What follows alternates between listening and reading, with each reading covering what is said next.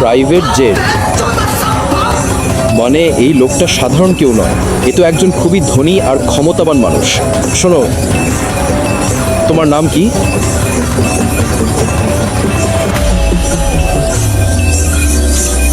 তোমার নাম কি? সরি স্যার, সরি, আমাকে মাফ করে দিন স্যার, ক্ষমা চাচ্ছি। যদি আগে জানতাম স্যার, তাহলে আমি নিজেই আপনার জন্য জেটের ব্যবস্থা করতাম। দয়া করে মাফ করে দিন স্যার, আমি আর কোনোদিন এমন ভুল করব না, আমি আর কোনোদিন এমন ভুল করব না। এখন তো তোমার এ লাইনই নেই, তুমি ভুলটাই বা কিভাবে করবে? কে এই ইয়াং মাস্টার, যিনি শহরের সব থেকে ধনী মানুষকেও মাথা নিচু করতে বাধ্য করলেন? কি তার আসল পরিচয়? সুপ্রভাত স্যার।